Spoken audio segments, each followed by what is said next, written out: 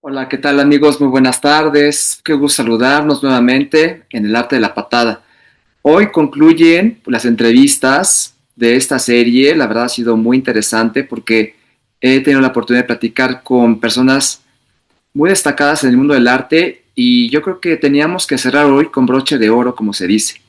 Por eso, pues me permití invitar a un gran amigo que, pues la verdad es que es una figura a la que yo admiro, una persona que es muy talentosa y que, pues obviamente tiene una gran trayectoria a pesar de que es muy joven. La verdad es que le admiro.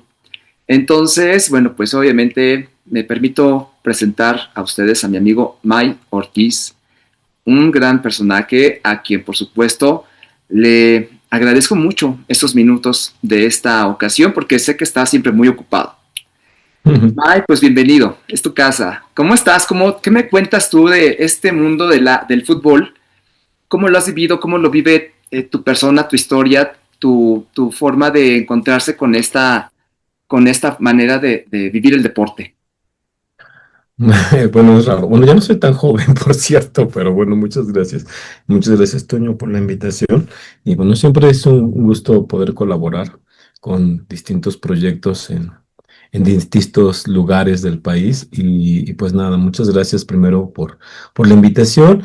Y segundo, con respecto al tema de fútbol, bueno, es un poco complejo. En realidad, yo fui una de esas personas que siempre huyó del fútbol. La verdad, entonces sí fui como un disidente siempre del deporte, especialmente el fútbol. Siempre fui más fanático del voleibol y de la natación. En algún momento lo practiqué.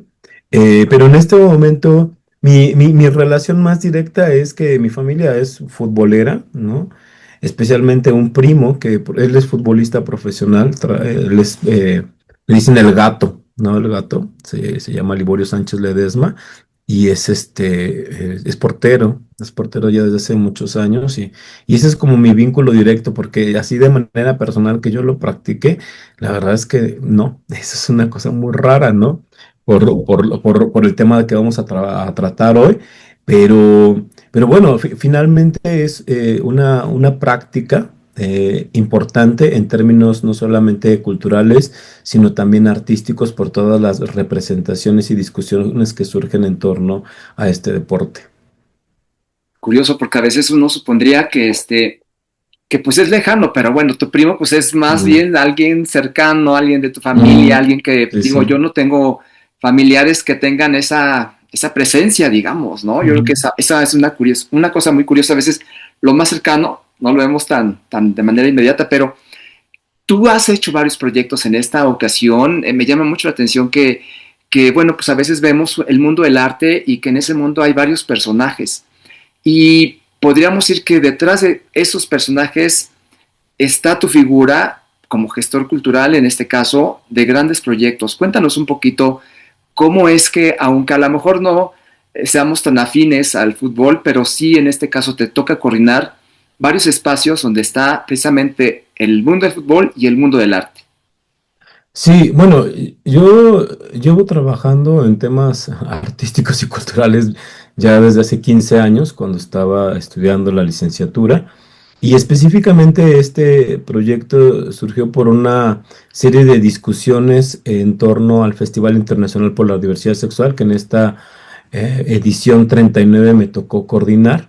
Yo empecé precisamente en términos ya profesionales haciendo mis primeros pininos en este festival, ¿no? En 2011 en el Museo Universitario del Chopo, entre otras sedes.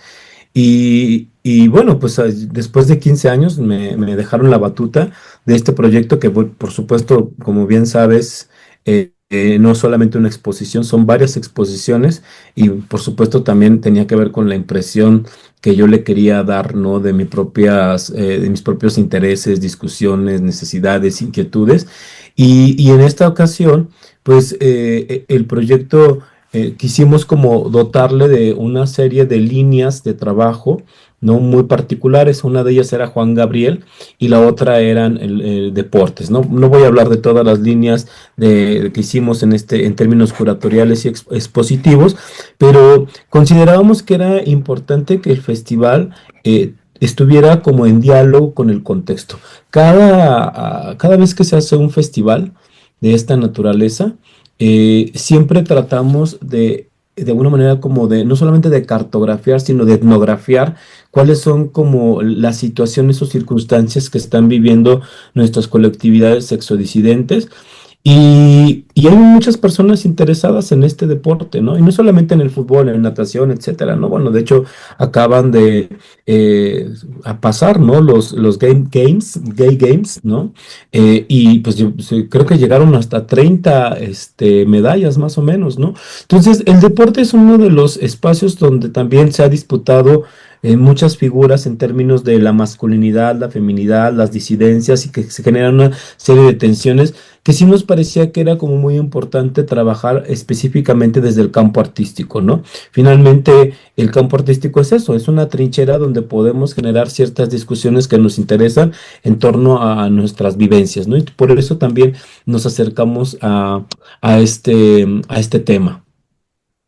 Oye, y esta parte de cómo, pues obviamente, bueno, una gran experiencia en función de estos 15 años. ¿Qué fue diferente? ¿Qué retos encontraste tú en esta batuta que estás pues mencionando, ¿no? Porque quizás en cada momento pues haya sido distinto, pero en esta parte y tú como pues ahora el líder de o la cabeza o como quiere llamarse, te encontraste y por supuesto nos enteramos de varios elementos, pero que obviamente sería más interesante que tú rescataras. Pues mira, afortunadamente, después de 39 años de que este festival existe, primero hay que anteceder que este festival, ¿no? Es como la evolución de la Semana Cultural Lésbica Gay, ¿no? Que surge en el 87 en el Museo Universitario del Chopo. En 2011 cambia su nombre porque era como importante incluir otras sexualidades, otras orientaciones, otras discusiones en términos de la sexualidad humana y por eso cambia, ¿no? a la diversidad sexual para de alguna manera replantearse entonces este crisol de posibilidades que hay en términos de orientación, de identidad, ¿no? Etcétera. Entonces, bueno, primero eso. Segundo, creo que estamos en un momento, al menos en la Ciudad de México, donde no me gusta decir que se ha puesto de moda, sino que hay una cierta sensibilidad también institucional por parte de entidades públicas, privadas y académicas que ha tenido a bien, ¿no? Recibir muchas de estas propuestas y de estos proyectos.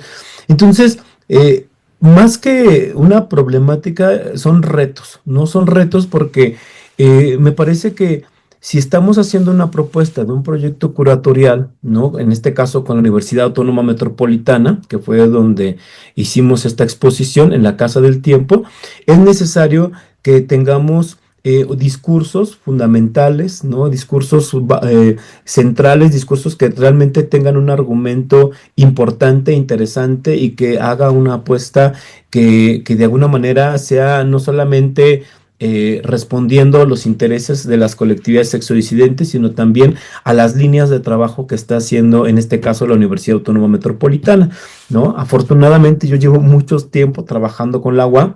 Yo soy egresado de la maestría, el doctorado y actualmente hago una estancia postdoctoral ahí.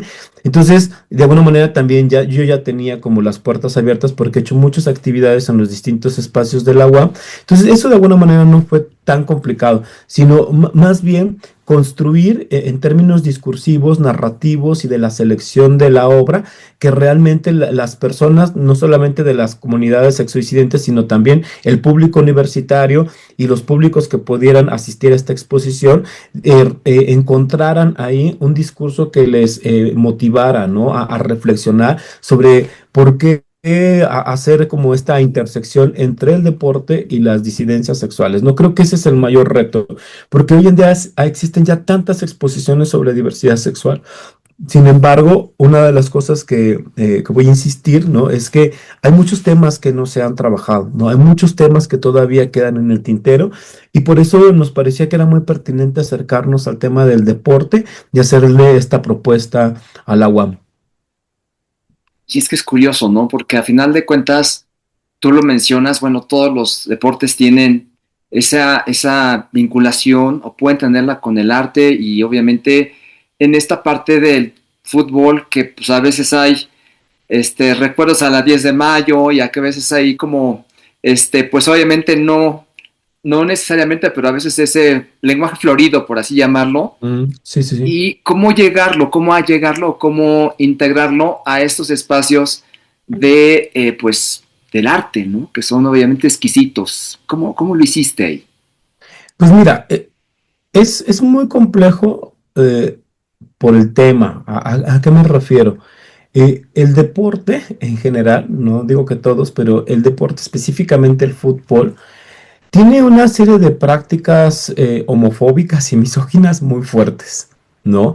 Entonces, desde ahí había una serie de discusiones que teníamos que reflexionar y que nos parecía que era importante poner en tensión.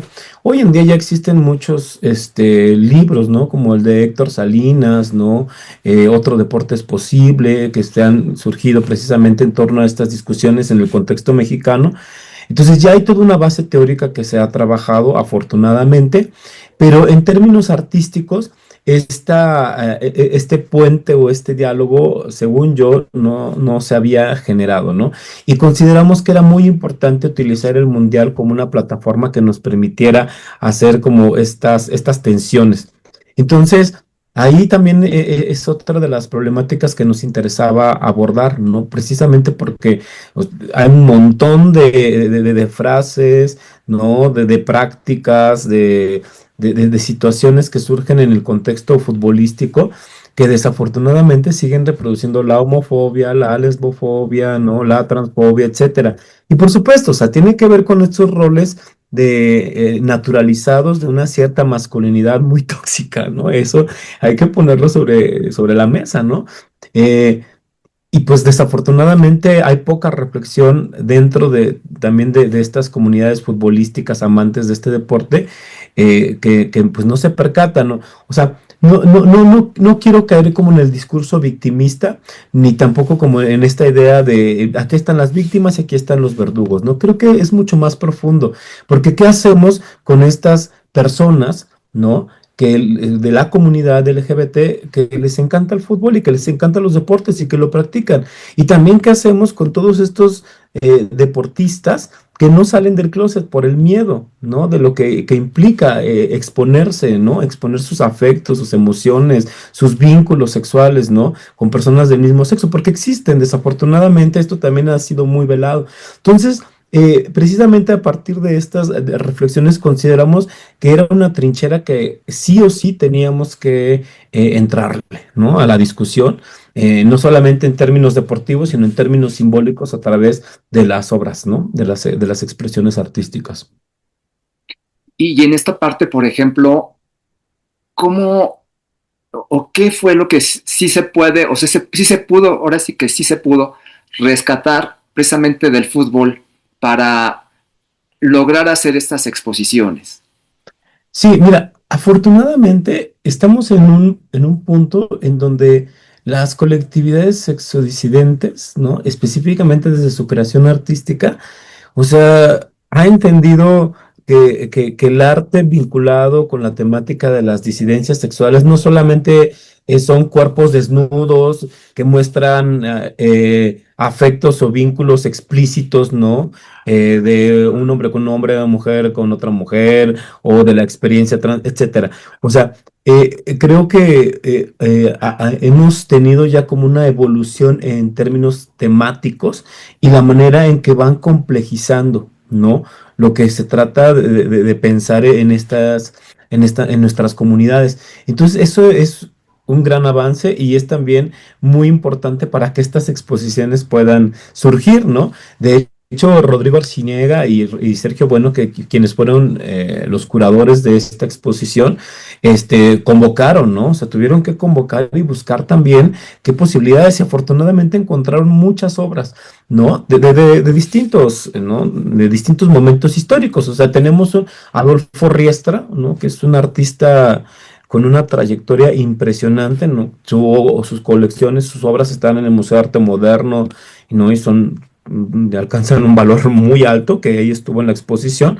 Y también tenemos personajes como Marco Yol, ¿no? Que son talentos contemporáneos, talentos emergentes, que tienen esa sensibilidad de captar también otro tipo de discusiones ya en el contexto actual. Entonces, bueno, era un crisol muy amplio que teníamos para poder hacer una selección. Aquí el problema, fíjate que más bien fue el espacio, porque no es una sala muy grande, pero es una sala que con las obras que fueron seleccionadas me parece que dan cuenta de lo que estábamos tratando de poner sobre la mesa, ¿no? Tratamos también de ver como estas distintas experiencias no solamente en términos artísticos, sino también en términos socioculturales. Hay fotografía documental, por ejemplo, de las gardenias, ¿no? Las gardenias de Tepito, que son un grupo icónico, es un hito dentro también en este contexto de Tepito, porque hay como una leyenda, no sé qué tan cierto sea, pero dicen que nunca han perdido un partido, ¿no? Entonces imagínate de qué estamos hablando y del contexto en el que se insertan estas chicas trans que juegan fútbol en el barrio Bravo de Tepito y pues sí, o sea, no ocultan quiénes son, no ocultan su identidad ni sus gustos, ¿no? Ni todo lo que implica ser una mujer trans.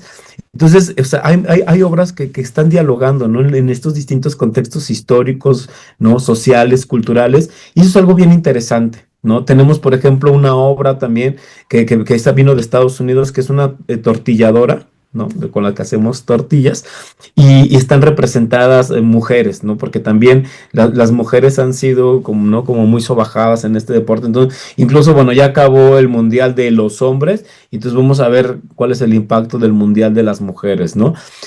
Todas esas cosas las tratamos de llevar, ¿no? En ese contexto. Si bien, insisto, es una muestra no muy grandes, son pocas obras, pero me parece que son muy simbólicas y que retratan lo que queríamos discutir desde el FITS. No, bueno, fundamental porque yo creo que en esta parte pues es la noción de saber que también existe, como dices, las voces que obviamente no se van a encontrar posiblemente en otros espacios y que tú y tu equipo pues obviamente están dando en esa posibilidad, lo cual pues, siempre se agradece, ¿no? Como parte de la comunidad, como miembros de, pues siempre es lo que esperamos. Y bueno, en ese sentido, aquí una pregunta que pues obviamente yo creo que mis maestros me dirían, ¿por qué no le preguntaste?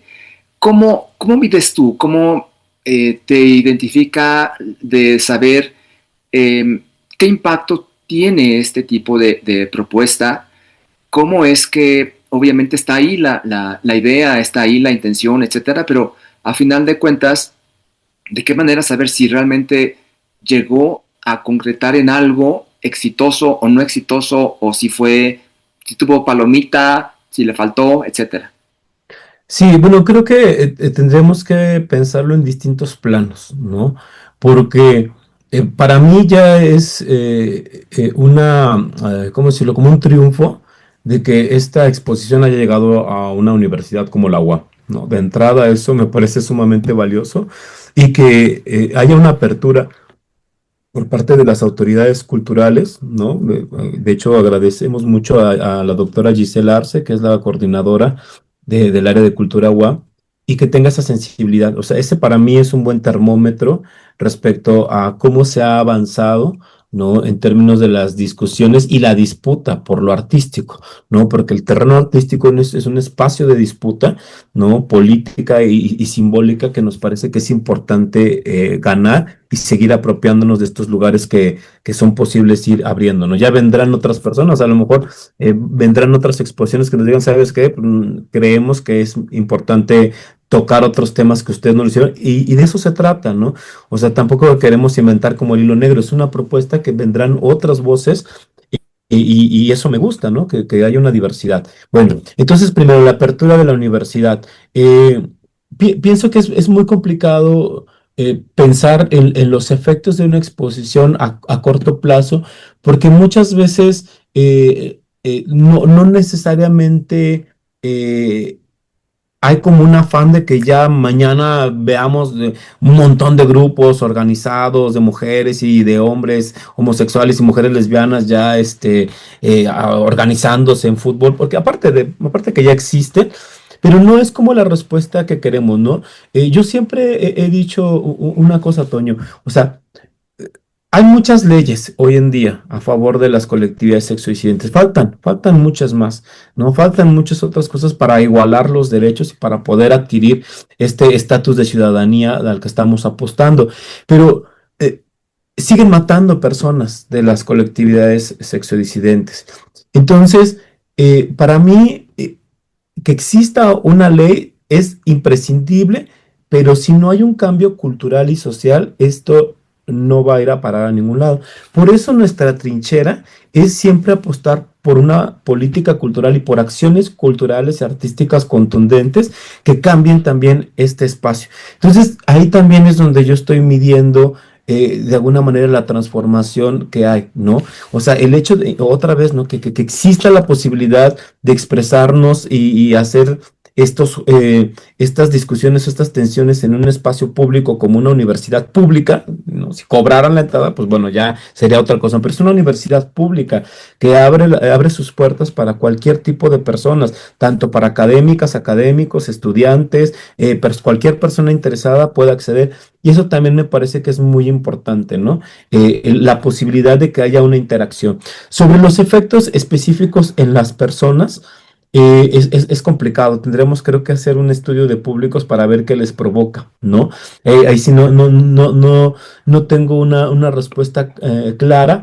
Creo que es una deuda que yo he intentado en otros momentos. De hecho, lo he hablado con Salvador Iris, y lo hemos intentado en distintos festivales, como hacer como una medición de cuál es el impacto del FITS en general, no solamente de las exposiciones, pero creo que es algo que de hecho me he cuestionado también, no sé qué estamos provocando, o sea, tenemos como claro el terreno en términos de política cultural, en términos simbólicos, en términos de vínculos, de generación de redes, de asistencia, pero no sé, me van a odiar quienes me escuchen tal vez de las instituciones museísticas, pero yo no creo que una exposición la puedas medir solamente por el número de personas que asisten, ¿no? O sea, no se puede. O sea, tendríamos hay que hacer como un focus group, ¿no? O encuestas, ¿no? Estudios mucho más profundos como para entender cuáles son las reacciones. También te puedo decir que no siempre logramos lo que se quiere. O sea, uno revisa las redes sociales a veces de la universidad, incluso de la universidad, insisto, con otras universitarias y universitarios, y siguen existiendo comentarios sumamente homofóbicos, lesbofóbicos y transfóbicos. Afortunadamente, y eso es una cosa que yo también mido, la UAM no ha dado pasos hacia atrás, ¿no? O sea, el que las universidades públicas no digan, vamos a censurar la exposición o no se va a realizar o cosas así, para mí también es un excelente termómetro, ¿no? Y que aún a pesar de todos estos comentarios que son vertidos en las redes sociales, la universidad sostenga el discurso. Y eso me parece también muy valioso. Sí, definitivamente. Yo creo que sí, pues eh, es esa parte, yo creo que por tu experiencia, ¿no? Que ya, pues obviamente has vivido, has conocido, de saber cómo puede o no actuar una institución que a final de cuentas, pues responde a diferentes tipos de, pues vamos a decirlo, situaciones, presiones o pues diferentes enfoques, por así llamar. Y hablando de enfoques, voy a irme un poquito hacia atrás, vamos a regresarnos un poquito a esa parte, pues de inicio, por así llamarlo, donde me llama la atención el hecho de que está en este mundial en lo particular, aunque dices que ya no eres tan joven, sí lo eres, pero me llama la atención, por ejemplo, de cómo en pues en esta ocasión eh, hubo una gran cantidad de exposiciones en todas partes. ¿A qué crees que se deba que ahora, a diferencia de años pasados, obviamente ahí sí ya en función de tu formación y experiencia, en este año sí se hayan dado este boom, por así decirlo, ¿no? En esta parte, ¿qué fue lo que cambió? ¿Qué es lo que la sociedad tiene ahora o que no tenía antes? Desde tu punto de vista, ¿qué sería? Perdón, ¿exposiciones de fútbol o de diversidad? No, de fútbol y arte. Me Ok, regresé ya, me di un paso ya, hacia atrás. sí, ok, ya. Sí, bueno, pienso que eh, al final de cuentas es una política instituida, ya sea a partir de las instancias de gobierno o de las instancias privadas, y pues son temas que se van poniendo sobre la mesa y que son necesarios y que son totalmente contextuales, ¿no? O sea, pienso que sería muy complicado hacer una exposición de fútbol en un momento en el que no es el mundial. O sea, creo que ahora sí que todos nos subimos al tren, ¿no? Nos subimos al tren y pues hay que aprovechar esta clase de articulaciones que van surgiendo en ese momento y que es necesario discutirlas, ¿no? Es como lo que ha sucedido por ejemplo, con el tema de las mujeres indígenas, ¿no? O sea, esta idea de la mujer indígena en términos de política cultural no gubernamental, pues te vas a dar cuenta que esta idea está en el Museo de Arte Moderno, está en el Museo Nacional de Arte, está incluso en el Palacio de Bellas Artes, etcétera, ¿no? O sea, hay también como líneas que se van siguiendo a nivel institucional, aunque bueno, no es como el pulso que tiene el FITS, ¿no? El FITS tiene, al ser una organización no gubernamental la que está impulsando las discusiones. También es importante que desde el interior de nuestras colectividades y comunidades pensemos qué es lo que queremos discutir en ese momento, de qué queremos hablar, qué queremos narrar, qué queremos contar, de qué queremos quejarnos, ¿no? O qué queremos señalar. Pero eso también tiene que ver con intereses de nuestras propias comunidades. Por eso es importante también como estar inserta o inserto, ¿no? Dentro de las discusiones que se están dando al interior. Pero sí, o sea, pienso que es el contexto específicamente. O sea, no me imagino que el siguiente año otra vez quieran trabajar sobre fútbol. O sea, sería como complicado. Creo que al final, no insisto, era aprovechar el mundial y aprovechar, ¿no? Que el tema estaba en boga. Sí, por supuesto. Fíjate que en esta parte me llama atención porque, pues sí, es como que era su momento y era como la parte del recurso fundamental. A lo que tú hiciste, ¿qué fue lo que tú rescataste de tu experiencia y que usaste como instrumento principal para lograr, obviamente, llevar a aterrizar también como lo has hecho este proyecto? Pues mira. Lo primero que te puedo decir es que es un trabajo en equipo, ¿no? No, o sea, algo que me gusta como impulsar es que no puede ser como esta voz de lo curatorial de una sola persona, ¿no? Entonces, si bien hay una coordinación que es necesaria, yo llevé la coordinación de todas las exposiciones que hicimos en este festival, pero sí era importante que nos organizáramos en el sentido en el que cada curador, curadora, pues tuviera una voz específica, ¿no? En su propio proyecto expositivo y cómo lo quería pensar, cómo lo quería discutir, obviamente siempre como con la discusión, el diálogo detrás, ¿no? De todas las personas que estamos apoyando, colaborando en el FIX. O sea, esa es como una de las cosas que son centrales en un museo o en una instancia donde se trabaja ya con un equipo específico, pues bueno, las formas, los modos, las vías, ¿no? Las metodologías son muy específicas, ¿no? Ya hay un fluxograma, hay un organigrama que dice, tú haces esto, tú construyes la narrativa, tú haces la investigación, tú haces la museografía, etcétera. O sea, hay como una segmentación muy clara de las funciones. Y acá no, o sea, acá a veces nos toca participar en los montajes, a veces la institución, que es como en el caso de la UAM, se encarga del montaje, a veces nos tenemos que encargar de los textos, de las cédulas, a veces no. O sea, depende mucho del contexto en el que estemos trabajando y con la instancia que estemos trabajando. Y ahí tiene mucho que ver con el equipo que estamos en el caso del FIS, ¿no? O sea, eh, poco a poco este evento se ha ido especializando y afortunadamente pues hemos tratado de que las personas que estemos colaborando ahí, pues sí tengamos ya como una cierta formación académica. Eso no pasaba en el inicio, ¿no? O sea, en el inicio, la Pepa, ¿no? José María Covarrubias, pues no necesariamente era como el gran experto colador museógrafo, ¿no? Hoy tenemos tenemos como este proceso donde invitamos a curadoras y a curadores, ¿no? Que hagan sus propuestas de investigación, de reflexión, etcétera. Entonces ha cambiado mucho estas dinámicas, pero creo que lo básico para poder construir estos proyectos sí es la discusión, ¿no? No siempre estamos de acuerdo, ¿no? Hay obras que nos gustan, hay obras que no nos gustan, hay propuestas artísticas que decimos, no, aquí le falta, aquí hay ausencias, ¿dónde está tal cosa? O sea, es mucho diálogo horizontal, ¿no? Y también un ejercicio de escucha y de reflexión sobre qué es lo que queremos transmitir en este mensaje hacia las distintas comunidades que nos dirigimos, ¿no? Entonces, un ejercicio que intentamos que sea horizontal, intentamos, ¿no? Porque pues evidentemente hay voces, ¿no? Ya como con mucha autoridad en cualquier escenario. Que es importante tomarlas en cuenta, ¿no? Y también las voces institucionales, porque al final de cuentas es un proceso de negociación cuando uno se acerca con una universidad, con un museo, con un espacio cultural, pues también tienen sus perfiles, sus intereses, ¿no? Sus propias líneas de trabajo, sus propias líneas programáticas, y hay que generar esos procesos, ¿no? Para que nos acompañemos y no termine eso siendo un problema, ¿no? Al final. Fíjate que no lo puedo creer que se fue tan rápido este ratito. Sinceramente, se agradece porque te escucho y digo, ok, hay que tomar nota de esto, hay que tomar nota de esto. La verdad se agradece mucho, este, principalmente, pues obviamente por esa sencillez, por esta claridad.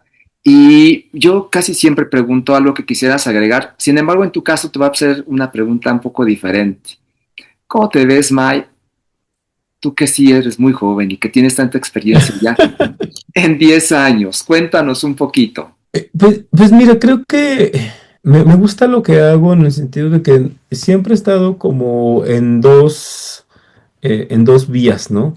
Siempre he estado haciendo proyectos culturales o siempre he estado en la gestión, ¿no? Desde que salí de la licenciatura, antes de que salió la licenciatura, y también llevo como la vida académica a la par, ¿no? Lo cual no necesariamente es muy sencillo. A veces es complicado y contradictorio, porque para mí sí es importante como no solamente producir investigación o apostar por la producción de conocimiento, sino cómo yo genero esos diálogos para poder aterrizarlo a dinámicas, a proyectos, a procesos, con comunidades muy concretas, lo cual no siempre es como muy aceptable a veces, ¿no? Incluso en la academia, ¿no? Porque en la academia de repente a veces, ¿cómo decirlo? Como que exageramos, ¿no? Con el uso de neologismos, con una apuesta teórica muy profunda, muy densa, a veces filosófica y tan abstracta, que dices, bueno, a ver, ¿dónde lo está pensando? ¿Para qué comunidad? ¿En qué contexto? ¿En qué circunstancia? O sea, está increíble la noción, pero cómo yo lo aterrizo o lo bajo a un proyecto concreto. Y eso es algo que a mí me ha fascinado, ¿no? O sea, tratar de buscar ese puente entre lo teórico y la praxis de la gestión, y es complejo, la verdad es que es muy complejo. Me encanta leer, me encantan escuchar nuevas teorías, ¿no?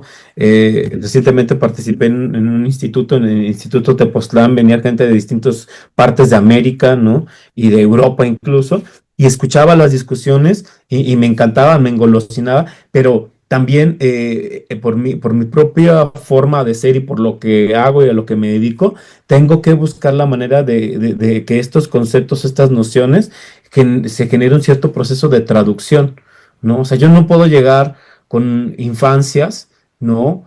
O con personas adultas mayores que nunca han hablado sobre género y yo empezarles a hablar de Michel Foucault o de Simone de Beauvoir o de Butler. O sea, eso no se puede. Entonces, lo que para mí hace la gestión es precisamente eh, ofrecer un proceso comunitario que nos permita, ¿no? O sea, bajar lo académico a procesos muy, muy, muy, muy concretos, muy específicos de las necesidades o de las problemáticas que vive una comunidad.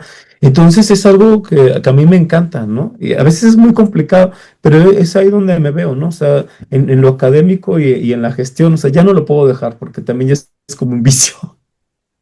No, y no lo dejes porque pues ya tienes una experiencia enorme. La verdad es que, pues a final de cuentas se agradece que tengas ese amor amor por el arte, por lo que haces, por tus alumnos, por tus clases, por obviamente seguir formándote en este postdoctorado. Por supuesto, te deseo todo lo mejor. que Muchas siga gracias. siendo ese cúmulo de experiencias y de éxito y que pues obviamente me siento muy, muy agradecido de que esta última entrevista haya sido contigo porque a final de cuentas pues visitamos diferentes pues personalidades y que en este caso haya sido en esta pues tu forma de ver esta experiencia del mundo y el arte pues siempre es muy grato. Muchísimas gracias, un honor muy grande. No, Muchas al gracias. contrario, Toño, muchas gracias a ti. Hasta pronto. Hasta luego.